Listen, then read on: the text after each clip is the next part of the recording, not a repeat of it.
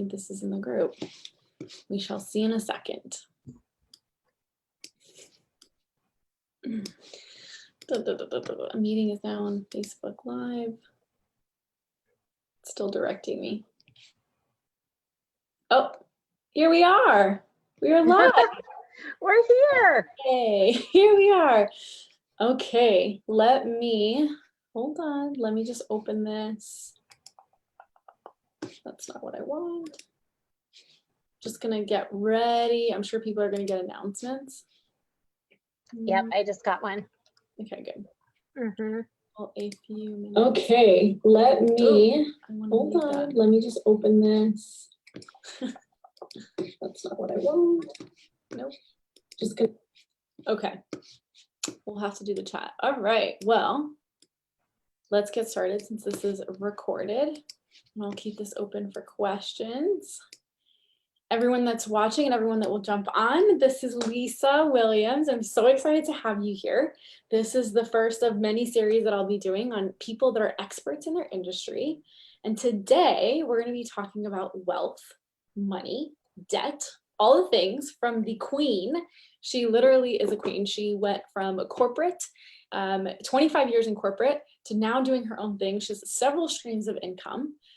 She went from a single mom to not being able to pay rent to now being able to pay more than enough rent and just being extremely successful at what she does and how she manages her money. And today we're gonna basically, have her take it away and teach us everything we know.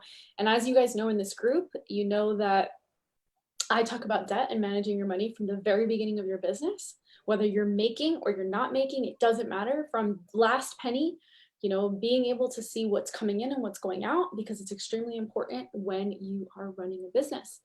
And we're going to let Lisa take it away and teach us. We're going to chime in if you guys have any questions, and if you pop in, you can drop them and, we'll make sure to get them answered. Lisa, I'm going to give you hosting rights. I think okay, super.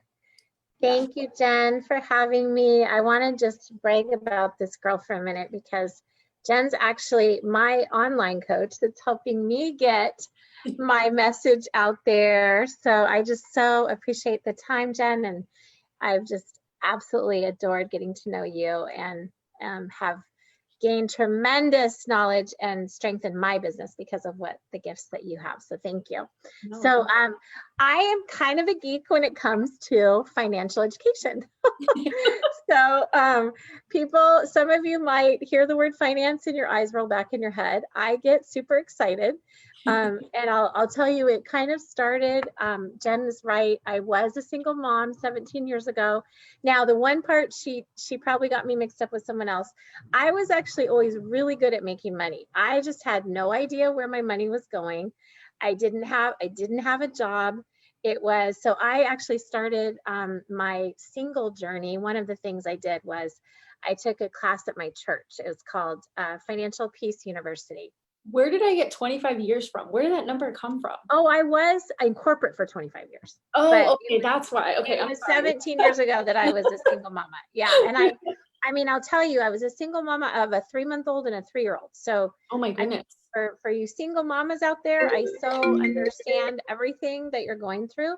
And it's even more important. I find I have a passion for single mamas and helping them find their power around money, because so oftentimes I think I'm kind of more the anomaly that actually was fine on my living that I was making, right? So the first thing that I did in that time is I got really clear on where my money was going.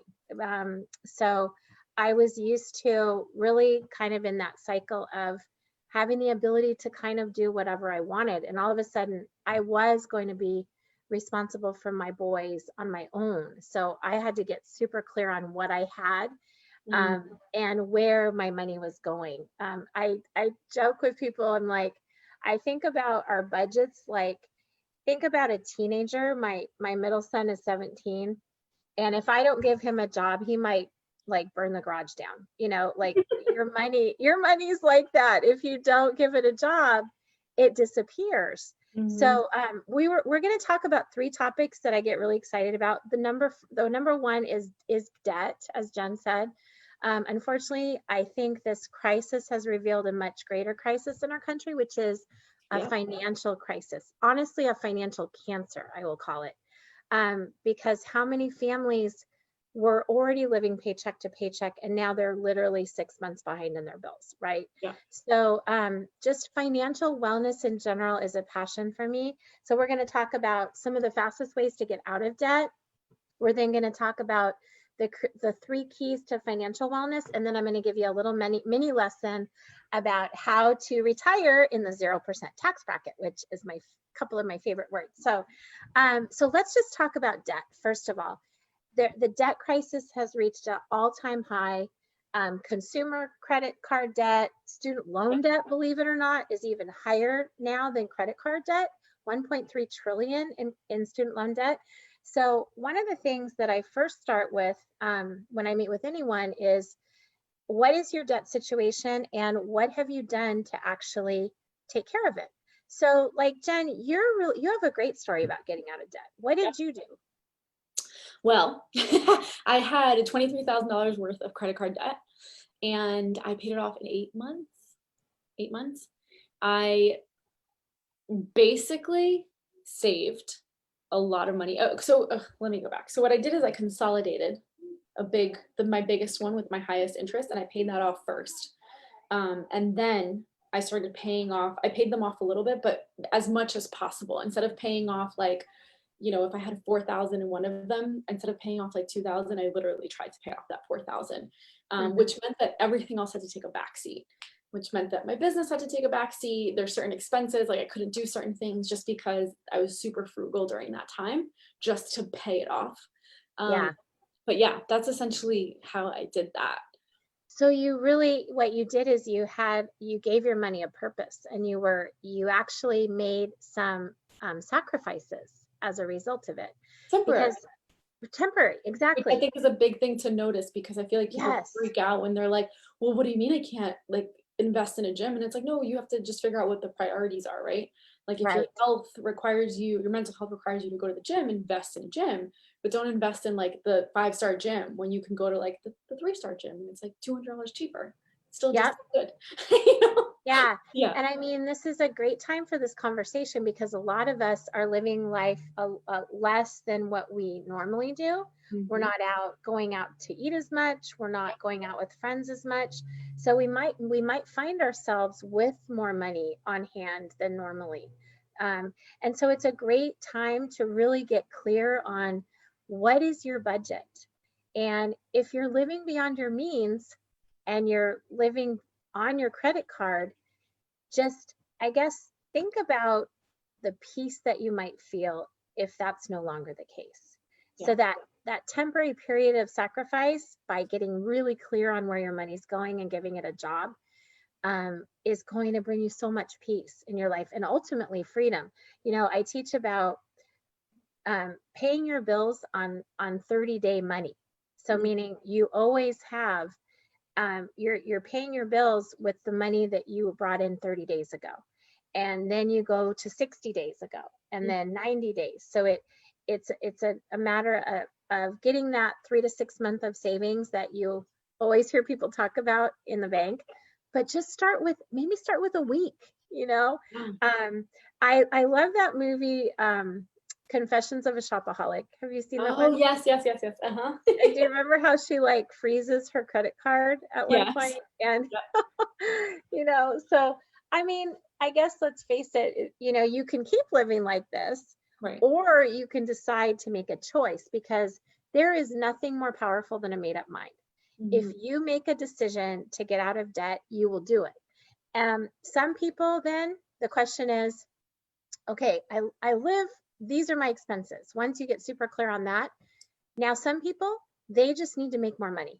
So Jen is a brilliant option to help you do that. I'm a brilliant option to help you do that. There are so many ways to make money. My 17-year-old, who I just mentioned, he and his girlfriend, he's asking for more allowance, and I'm telling him, buddy, you're not doing the work for it. So no. So guess what he did? He went out on OfferUp. He found a bunch of stuff that was free. And then he just went and picked it up, and now he's selling it. There's I mean, there's so many ways.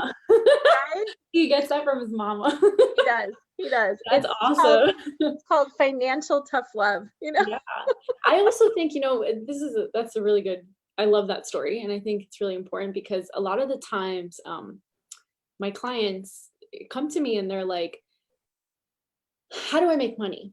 And for someone who's an entrepreneur, I've literally I didn't just make money from my blog, right? Like I made money from my blog. I made money from being a social media manager. When I was traveling, I was teaching English. I was working at bars because I speak different languages. And I look at people's businesses and that's exactly how I see it, right? I see this map and I'm like, where are the cracks that they don't see? Mm-hmm. And how can we utilize that? Like, where are your talents that you're not bringing into fruition kind of thing? And I Yeah. think as a kid, that's what I did really good at. Like I was very good at that from such a young age. My parents, I mean, I've been working since I was 15 and my parents were like, we're not giving you any more money. Like go Mm-hmm. out and do, figure it out. Like we've been working since we were 13. So it was kind of like, yeah. So I think it's great. Well, and you brought up a good point. What I find is a lot of times people have really beliefs around money that are harming them. Yeah. I have this exercise that I take people through. It's called your money mindset, and it's a questionnaire, and it asks you questions around how, on a scale of 1 to 10, it asks you to rate statements. And I find a lot of times people, they're repeating the same cycle that they were grown up in. Mhm. And the power of breaking that cycle is amazing. Mhm. And the freedom and the peace. It's really more the peace and the less stress in your life that you'll feel. You won't be afraid to open those envelopes or check that email now. Not a lot of people get mail anymore, but so yeah, giving your money a job, so important. I hate to interrupt you. I want to, in the comments, I know some people are watching. I want you guys to drop what some of your beliefs around money is, Oh because yeah, I think it's super important. And yeah. maybe something that we'll have to do separate, but I'd love, and maybe, I mean, you're free to share your Facebook group as well. So Hmm. I think that would be an amazing tool. I cannot tell you how many people I talk to about their money mindset and where they stand. Well, and it's like, it's such a limiting, the beliefs around money. I ask people, and it's around sales too. Like, how Yep. many times do you hear the statement, I'm not a salesperson? Yeah, yeah, yeah. And that, I ask the question, does that statement help you or harm you? Yeah. Because we're our biggest audience. And so when it comes to money, how many times do we say, hear your parents say, I can't afford it, or we can't afford it? And if you have that pattern in your mind, Mm-hmm. start saying to yourself, how can I afford it? Right. And just that little tweak in how you talk to yourself about money, it's huge. I want to give you an example, and this kind of starts into our second topic, which is the 3 keys to financial wellness. Okay, so Jen, let me ask you. I know you work with a lot of fitness people in your business, and if you were in a room of 100 people, Mm-hmm. and you ask them, what are the 3 keys to physical wellness? What would those answers be, in your opinion? 3 keys to physical wellness. I actually don't work with a lot of fitness people, but I feel like they would Oh, you say don't? Okay. no, but it's okay because I feel like that it still goes into everything else, right? So I feel like Yeah. consistency, right? Is a big one. Is What having did you say? I missed it. consistency, Mm-hmm. consistency in your habit and like a good habit. Um, and then what was the question? Just 3 keys to being physically healthy, Okay, so consistency, eating healthy, and then exercising daily. Okay. Yep. Yeah. So you actually got 2 of them. So Okay. the three principles to physical wellness are eating healthy, exercise, and sleep. Okay. Oh, sleep. But most people would get probably 2 out of 3 in a room of 100. Would you agree? Yeah. So now picture that same room and ask people, what would it take to be financially healthy? How many different answers would you get? What do you think they are? Actually, I don't think it's any different. I know it shouldn't be, right? It's like I don't think it's any different. To be financially healthy, yeah, I think it and would, financially educated. I mean, really to make your money grow for you in the most effective way. There's really 3 principles that we teach about. I would So, probably say the same thing. Maybe switch one of them would probably just be just like the mindset of it, right? To be yeah. able to just have that change of conversation. For me, it's always been the language. Yeah. Mhm. I grew up, my money story was my parents grew up like just making enough. They're very successful and they got whatever they wanted. So whatever we wanted, whatever like you said, the money has purpose. I really like that. They were able to achieve that, but the money had to have a purpose, right? Um, Yeah. so it's kind of that was it. So trying to overpass that was like big because it was like, I know money comes and goes. Yeah. I'm very fluid with it. And I'm like, but how do I surpass that enoughness, right? Yeah. Yeah. So let me share with you, and I'm actually going to share my screen in a minute, and I'll actually show you, dive in a little bit about why it's important. So the 3 keys to financial wellness, they're very simple. It's rate of return, Mm-hmm. managing your risk, Mm. and taxes, the power of taxes in the future. And I'll share with you why in a minute, but I want to give you just something to think about. Picture yourself in your apartment and there is a long line of people out your front door. Mm. And the first person is your rent or your mortgage. The second person's your, your phone bill. The third person, the list goes on, those bills that we all have to maintain our lifestyle. What most people do when it comes to financial wellness and thinking about the future is the very last person at the end of the line is savings and paying yourself first Yeah. by thinking about the future and retiring. Yeah. And it's crazy how little it takes to actually benefit from those 3 principles: rate of return, managing your risk, and taxes. The sooner you start, and it doesn't even have to be a lot. So I want to help people start to think about shifting their equation, because what the wealthy do is they always pay themselves first by saving. Then they pay everybody else. Yeah. So I'm going to share my screen with you, and I'm going to specifically teach you a little bit about what I'm talking about. So one of the things that everyone should know, first of all, is what is your financial independence number? Especially as a business owner, I think it's so important to know, okay, where am I starting financially today? What's my true picture?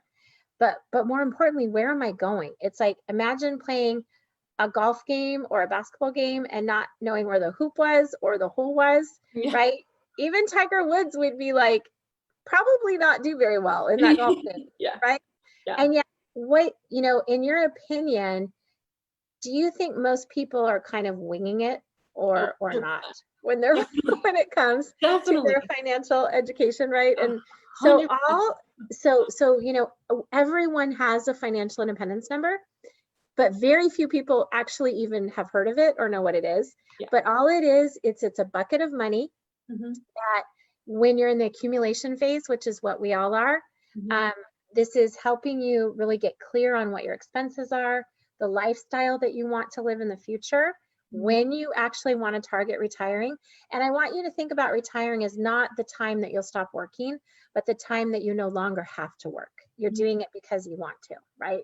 So this bucket of money is just, it's enough so that you can live on the interest and you won't run out, okay?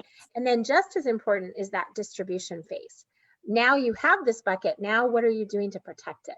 That's the number one fear of most baby boomers, in fact, is that they haven't saved enough during this accumulation phase. And more importantly, they're afraid that this nugget is going to get hurt in this crazy market that we have right now, right? So then if they distribute it effectively, they can then transfer it to their families. So let's just dive into those 3 principles. So the first one is rate of return. Jen, have you ever heard of the rule of 72? No. Okay, so it's considered the 8th wonder of the world. It was discovered by Einstein, someone way smarter than me. And what he discovered is the rule of 72, which basically it's a very simple equation. You take the number 72, you divide it by the interest rate that you're getting, and that's how long it takes to double your money. Okay. Okay. So let's just let me ask you, where do you bank out of curiosity? TD Bank. Okay. So is that an online, like online bank? Do you know what percentage rate you get? I think it's 1%. Okay. So there are banks out there, but for the majority of people out there, I would say 99.9% of the people, they bank at Wells Fargo, Chase, Bank of America, right? All the big guys. TD is like an extension. I want to say it's an extension of Wells Fargo. It's like similar to, well, it's, or used to be owned by Wells Fargo. Okay. Okay. Yeah. So the reality is that most people, they bank with the big guys, and you probably know the interest rate they get is 0.01. Right. Okay. But let's just say you had this bank that was giving you 1%. So you take 72 divided by 1. What do you get? Not a trick question. 72, right? Yeah. So you're telling me that the people that are the maybe 0.2 people that are getting 1%, it's still taking them 72 years to double their money. But in reality, most people are getting 0.01. So it's taking families 7,200 years to double their money, right? Yeah. Okay. We think that's a problem. Yeah. And yet, what do the banks do with your money, Jen? They don't keep it. They've sent, like, it's the way it works. It's just like a business, right? It just like runs in a full circle. Like my money. They definitely don't put it in a corner and say, "Don't touch this. This is Jen's money." Right? So what do they do with it? They invest it. They duplicate it. Now, what's even more important is they actually lend your own money back to you. They lend it back in your mortgage and your car payment. And the worst one of all is that rectangular card that we just talked about. They lend it back to you in the form of a credit card, right? So when you think about it, let's say average rate of return of a credit card is 18%. That's very conservative, right? Yeah. 72 divided by 18. So you're telling me the banks are doubling their money every 3 to 4 years, and American families are doubling their money every 7,200 years. That is a problem, So we teach about, let's show you where the banks are putting your money so you can get that 6 to 10% rate of return. The second really important principle in financial wealth and health is managing your risk. You live right in the heart of it in New York City. You know Warren Buffett. You probably follow what he puts out there. And so you probably know Warren has 2 rules when it comes to investing. Rule number 1, never lose your money. And rule number 2, refer to rule number 1. And he's a huge fan of indexing. Have you ever heard of that strategy? Yes, but I'm not as familiar as I'd like to be. Okay, let me give you the quick 411. So all that indexing is, and it's, by the way, considered a strategy used definitely by Warren Buffett. In fact, in 2007, he put out a bet to some of the major hedge fund managers there. And he bet them that over a 10-year span, his indexing strategy would beat the S&P 500. It was $1 million bet, and he won that bet, and he's won it ever since, every year since. And those that made the bet had to pay $1 million to his charity. So all that indexing does is instead of being in the market, it mirrors the market. And so if you think about what's been happening the last several months in the market, this is the market, It's been like crazy up and down, right? Right. What indexing does is when the market goes up, the consumer goes up. But when the market goes down, you go sideways. So it's a style of investing in a staircase fashion. There's really, really big power when you think about never losing, right? Yeah. So when you compare actually the indexing strategies with the S&P 500 over a 20-year historical average, it beats it by almost 4 percentage points, which is huge when you think about $1 million in assets, right? The last thing I'll teach about on the financial wellness side is the really crazy power of taxes, but not only taxes today, but more importantly, what taxes are going to be like in the future. So Jen, like in your opinion, do you think taxes will be higher or lower when you retire? I think it'll be higher. Absolutely. I hope they'll be lower. I hope they'll be lower, but I think they're going to be higher by the time I retire. Right. By the time you retire. So I'm 31. So Right. Unless So, unless I plan to retire in like the next 10 years, which would be like amazing. yeah. Well, you're going to be able to sooner than that, I bet. But if you take my advice, Yeah. I no, will. what I want to share with you is really, it's not a matter of really if taxes will be higher. It's really a matter of when and how much. And it's nothing, it's not rocket science. It has nothing to do with which political party is in office. Right. It has to do with the debt in our country. There's this gentleman named David McKnight. He was actually the comptroller for the US federal government. Mhm. And he resigned. And he resigned because he realized our country was in trouble and he wanted to get the message out. He wrote this book, and I'll share it with anyone that's interested. It's called The Power of Zero. And in that, he talks about the fact that in reality, even though you may not realize it and it may not feel like it, we are literally in the lowest tax brackets right now in the history of our lifetime.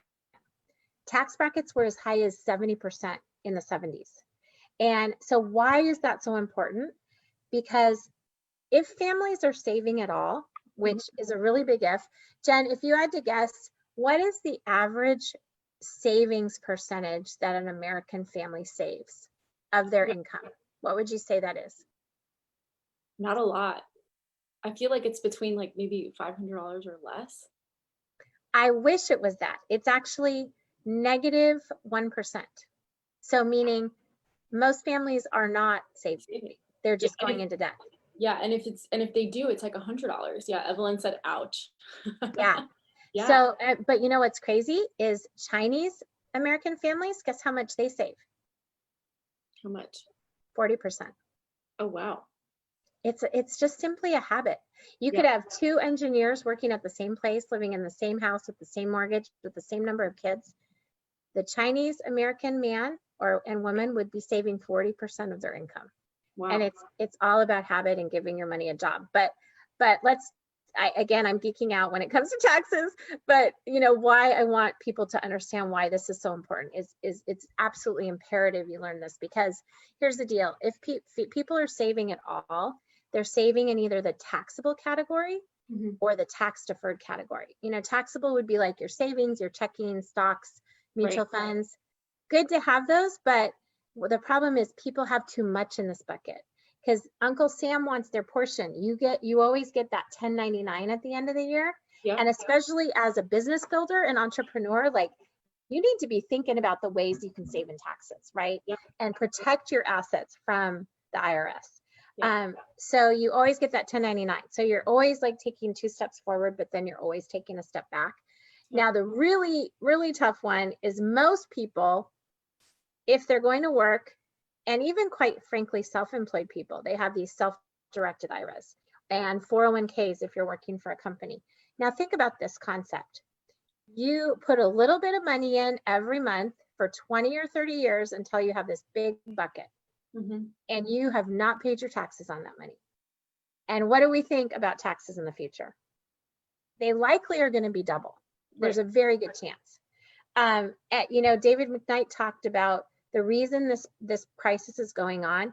It's because of a 4-letter word, and people were like calling in, like, "What's this 4-letter word? Is it debt? Is it?" And he said it's math, because math doesn't lie, numbers don't lie. Yeah. The debt that we're in as a country, and the programs that have to be funded, there's no choice. They have to raise taxes.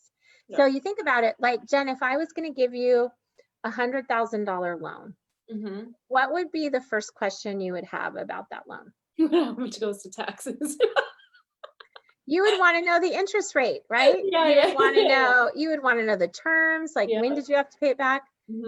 Oh, Jen, you know, you and I are friends. Don't worry about it. I'll let you know when it's time to pay me back. No. Would you ever take that deal? No. No. So do you know anyone with a 401k? Yes, I do know people with 401k. That is the deal that we have all taken, by the way. I took it myself before I understood what my options were, you know? Yeah. So I don't have a 401k. I took it out when I left. Okay, to start your business. I think I had like $3,000 in it, $5,000, and I took it out. I paid the tax fee, Mm-hmm. And then I was just like, screw it. My promise to myself was that I would make way more than that. Yeah. Yeah. Yeah. Well, for those of you that have a 401k, by the way, I did. I have a huge one. I'm going to have to pay a shitload of taxes, pardon my French.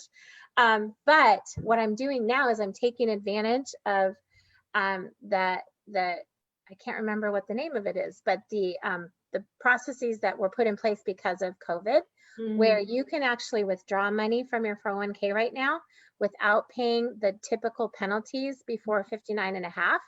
And you can put it in what I love to teach about is showing you how to save tax-free. So same deal. These are all, long-term hold investments for your retirement, but in the tax-free ways, you put a little bit of money in each month. You still let it grow for 20 or 30 years, but at the end of the day, you have this big, huge bucket of money and it's all tax-free. So you can theoretically retire in the 0% tax bracket. Now I'm going to share one more thing with you guys. And I want to just show you an analogy of why this is the power behind this. Okay. So let's start considering your assets in 3 buckets. Okay. There's the tax now bucket. There is the tax later bucket, which is that 401k. And there's that tax never bucket. Which one sounds better to you, Jen? Tax never. Okay, so let's dive in. I just want to show you a super basic example of this, okay? Please. So you have your tax now bucket. So this again is your savings, your checking, your mutual funds, stocks, things like that. Let's say you save $500 a month, okay? You get a 10% rate of return over 30-year period. You end up, promise me the math is right, it's 1.14 million, okay? But remember, you have to pay capital gains tax on this money every single year, okay? So really, how much do you have? You have 690,000 left. Okay. You paid about 405 in taxes, okay? So now you have your tax later bucket. This is your 401k, your IRA, okay? Same deal, you save that same, 30-year period over that, get that 10%, you still have that 1.414, but in this case, remember, you are paying taxes in the future. Whatever you're taking out, it's going to depend. Right now, tax brackets are between 20 and 50%. Okay. Likelihood they could be double by the time we retire, right? So even in today's lowest tax brackets in the history of our nation, people are paying between 230 and 570,000 in taxes, okay? Now, let's teach you about the 2 ways to save tax-free. They're both brilliant. I have both, but they are different. So there's the Roth IRA, which most people have heard of that. At least they've heard of that word, Yeah, I've heard of that. It was actually named after a senator. And it's a brilliant way to save, but there are differences. The other way to save tax-free is what's called an indexed, that strategy I talked about, universal life, or what's called private placement life. And they're both great ways, but they are different. And I'll share with you a couple details. So the Roth has the same rules that any retirement plan has. So if you're 59 and a half and you take money out before, you pay a 10% penalty, except for right now. There's that grace period right now because of COVID. The IUL, you can actually access 50% of it after 5 years, and after 10 years, you can access 100% with no penalties. It almost becomes like a checking account at that point, okay? With a Roth, there's a $6,000 max that you can put in per year. That's why, like when you're doing your taxes, your accountant will always ask, hey, do you have any contributions to your IRA in that tax year, right? And it has to be done in that tax year, by the way. With an IUL, there is no limit on how much you can save. So, for someone that's building a business and you have a projection of what you're going to do, the reality is finding a place that you can put these hard-earned dollars that you built your business, and there's no limit to how much you can save in a tax-free environment. That's really powerful, right? Then there are some restrictions with a Roth. So if you make over 125,000 as a single person, or 197,000 as a married couple, you actually can't contribute to a Roth. There's a backdoor way to do it. That's how I do it, is I contribute to my IRA every year, but then I convert it to a Roth at the end of the year. So there is kind of a backdoor way to do it, but Okay. traditionally that's not something you can do. With an IUL, there's no limit to your income. They actually call these the rich man's Roth because of that. With a Roth, it's tied to the market. So it's that up and down that the market has, okay? You can lose. And with an IUL, there's a floor and there's a cap. So meaning there's a floor of 0.75. There's lots of IUL products out there, but one that I like the most gives the consumer 0.75. So you put your money in, you will always get 0.75%. Now you will max out at 15% if the market is killing it. But if the market drops by 38% like it did in 2008, Right. you will maintain what you have, right? So I want to just explain now the other difference with these is the Roth, anyone can get a Roth. Anyone that has a pulse and wants to save money can get a Roth. An IUL is considered a life insurance policy. So the younger people start them and the healthier they are, that is when the most important time to, as soon as you can, start saving tax-free. And I'll add this story to the equation because this business and this education is very personal to me. One of my best friends, she had ovarian cancer. She was my soul sister, and I lost her in February. And my sweet friend, she was not able to ever get life insurance. She had it, at one point long ago, but they unfortunately had stopped paying on it. And she never was insurable again. So just for those that, you may not like life insurance, but the real question should be, do you like paying taxes? And do you like having the government in charge of your retirement? So I want to show you just real quickly, continue this analogy. So say you had, let's just, for example, you have $100,000 life insurance policy and you put in $100 a month. Okay. There's a cost of insurance portion. And let's say it's $50. Okay. And then there's a savings portion. Okay. It's a much bigger bucket for your savings. Okay. Let's say then out of that 100, you put 50 in the cost of insurance and 50 in the savings. Now, let's use that same analogy. You're going to save $500 a month. So let's think about it. The $50 stays the same, right? But now you're all of a sudden adding $500 in a tax-free savings vehicle. So let's just see what that looks like. So you have still that 10% rate of return. You have that same 1.14 million. But now you have what's called that cost of insurance. So let's even say it's double. Let's say it's $100 a month, okay? Over 12 months, over that 30-year period, you would end up paying $36,000 in cost of insurance. But let's even double that. Let's say you say you paid $72,000. Would you rather pay $72,000 for cost of insurance, or would you rather pay $405,000 in capital gains? Or between 230 and 570 in taxes. So you can see why I get pretty excited about that. This is the time that I stop geeking out about finances.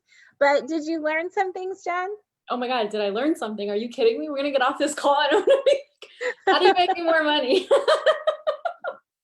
Yeah, well, and the great part about that savings vehicle is anyone can do it. It's not for just the wealthy. I get just as much pleasure when I sit down with a single mom that can save $100 a month for her children, and she's protecting her family and she's saving for the future at the same time.